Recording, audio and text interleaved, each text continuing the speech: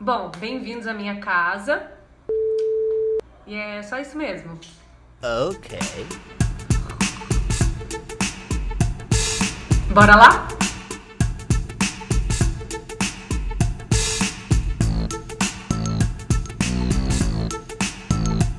Então hoje a gente vai falar sobre o livro do Ferrez, Os Ricos Também Morrem.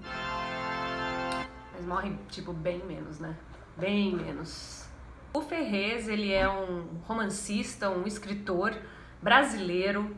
Ele é rapper, ligado ao movimento hip hop, e ele tem inclusive uma marca de roupas. Ferrez é um pseudônimo, né? Ele pegou o Ferre do nome do Lampião, que é Virgulino Ferreira da Silva, juntou com um Z de Zumbi dos Palmares e criou esse pseudônimo Ferrez, né? O Ferrez, ele nasceu numa cidade de periferia do estado de São Paulo, e isso tem muito a ver com a obra dele. Em 2001, o Ferrez ganha um prêmio da Associação Paulista de Críticos de Arte, a APCA. Ele ganha esse prêmio porque ele cria o melhor projeto de literatura de São Paulo. Ele cria, na verdade, o selo Literatura Marginal.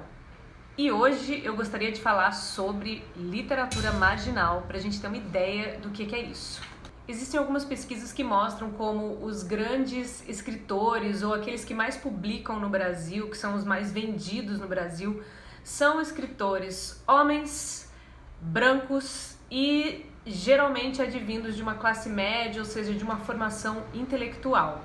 O que acontece é que quando o Ferrez cria o movimento da literatura marginal, ele chama para essa cena literária outras pessoas, outras vozes para participar daquilo que a gente pode chamar de centro da literatura, né? Aqueles que publicam mais. Então ele traz para esse movimento outras vozes, escritores iniciantes, ex-presidiários, participantes do movimento hip hop, moradores de periferia. Essas pessoas começam a escrever as suas obras e começam a ter suas obras divulgadas, ou seja, falar um pouco do como é a vivência deles dentro de um outro contexto que não é o contexto do centro. Isso significa que a gente está dando voz a outros tipos de narrativa, outros tipos de perspectiva. A gente tem um olhar diferente sobre a sociedade, sobre a vida urbana. Então a gente está falando de uma literatura que ela é de periferia, no sentido de que ela acontece na margem do que seria o centro. Por isso, literatura marginal.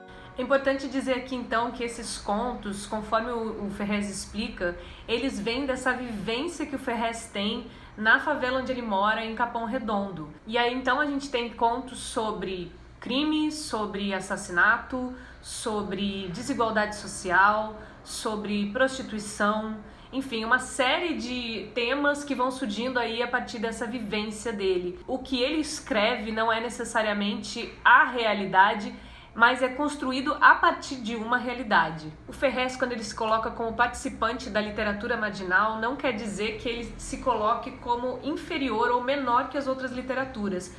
E por isso, então, a importância de uma obra como essa. Outra informação relevante para a gente pensar aqui é como que o Ferrez conseguiu garantir que os seus livros fossem publicados. E hoje o Ferrez está numa das maiores editoras do Brasil, que é a Companhia das Letras. Quando ele conta sobre essa trajetória, a gente vê que ela é muito diferente das de outros escritores que já estavam nessa literatura de centro. No prefácio mesmo desse livro, a gente vê que ele, durante muito tempo, ficava participando de vários movimentos no sentido de apresentar aquilo que ele estava escrevendo. E como ele faz parte de um movimento que é um movimento ligado à oralidade, que é o do rap, do hip hop, o Ferrez costumava ir para saraus, costumava ir para encontros, para divulgar a obra dele, para falar sobre a obra dele. Aí é interessante a gente pensar que essa obra aqui, ela também foi apresentada de forma oral, porque ele memorizava as histórias que ele queria contar e falava isso dentro desses encontros culturais. E por isso eu também fiquei pensando nessa relação da oralidade, da escrita, em como hoje em dia a gente consegue ver melhor como a literatura pode estar apenas na oralidade. Então hoje eu queria fazer um momento de reflexão sobre a escrita. Bom, pra gente falar de escrita, vamos ter que dar uma recuperada aqui sobre a questão da oralidade e depois, mais pra frente, falar um pouquinho sobre a questão da memória. Disse que na Grécia Antiga existiram alguns homens muito importantes nos povos gregos que eram conhecidos como aedos. Os aedos eram as figuras que se encarregavam de contar a história dos seus povos. Esses contadores, também conhecidos como cantadores, porque aedo significa cantor, eles tinham que passar adiante a memória do povo. Por que isso? Porque na verdade ainda não existia a escrita. Então toda uma história, toda uma tradição, um conhecimento de cultura, de memória era passado pelos aedos. Os aedos eram responsáveis por assegurar que aquele povo teria uma identidade, teria uma memória para as outras gerações, porque como não existia um documento que registrasse isso, era preciso que isso fosse feito sempre na base da oralidade. E é bem maneiro pensar que os aedos tinham recursos para poder fazer com que essas histórias fossem contadas de geração em geração. E por isso também eles eram conhecidos como poetas, porque eles tinham artifícios para que eles lembrassem das coisas que eles estavam falando e para que essas histórias nunca fossem esquecidas. Porque o esquecimento era também a perda da identidade do povo, né? Foi aí que muito tempo depois surge então a escrita e a gente tem uma maneira de registrar as nossas histórias, de registrar, de deixar marcado aquilo que é da nossa memória, aquilo que é da nossa tradição, da nossa cultura. E isso é bom por um lado, mas é ruim por outro lado. E aí a gente chega então na questão da memória.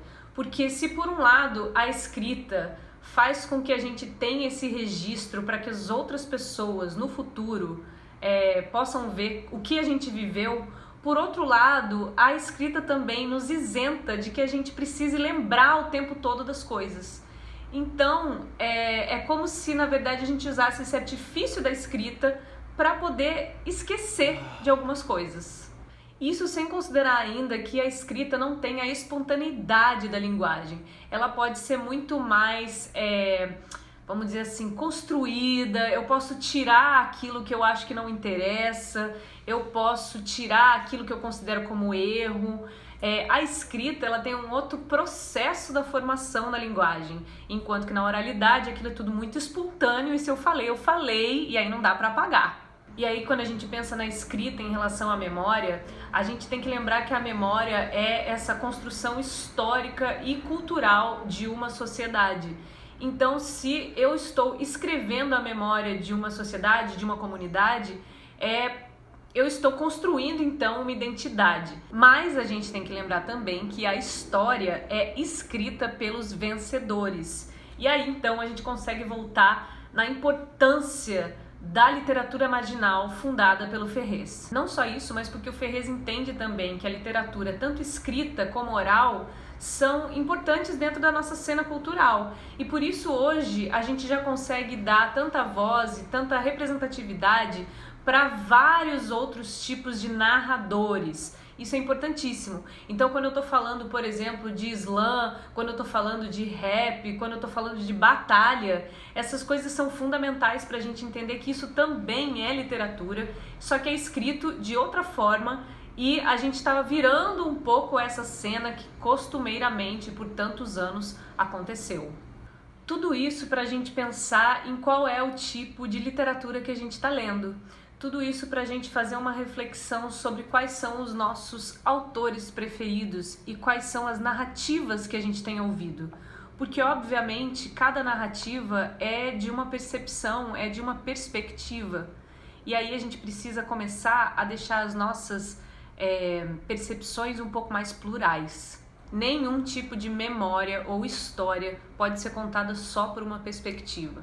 E é importante que a gente entenda que a pluralidade é que faz com que a gente consiga refletir e pensar mais sobre o outro. Obrigada por terem vindo à minha casa, obrigada por aguentarem até aqui e até o nosso próximo vídeo. Um beijo de luz! Datilógrafo, escritor do gueto, buscador de autoestima e injetor do caos moderno, terrorista literário de fuzil, bique na mão. A minha arma nuclear é informação. Conseguiram do povo a desunião. 50 Cent de pistola na mão, Martin Luther King morreu em vão. Se for falar o que penso, tem coisas que eu não compreendo. É pornô mundo, é mundo pornô. Me mostra a nudez da sua cor. Amor pela quebrada virou frase de para-choque. A ideologia tá em crise pra quem tá em choque. Pôr fogo no mundo pra zoar. Pôr fogo nas igrejas pra ver queimar. O povo chorador, chorador. Mensageiro da mentira para senador. Mas no meu peito é zumbi e na mente é Marighella. No punho é Solano, é quebrada, é favela. São anos de rancor em vão. Chega de tiração, Deus perdoa, eu não. O pavio é fácil de acender. No clipe tem tudo o que você quer ser, mas na rua é tanta tiração. Verdades são mentiras, João. Aí, a nota 10 é a minha nota. Pro sistema hipócrita, todo mundo é fantoche, mas eu pelo menos vejo as cordas.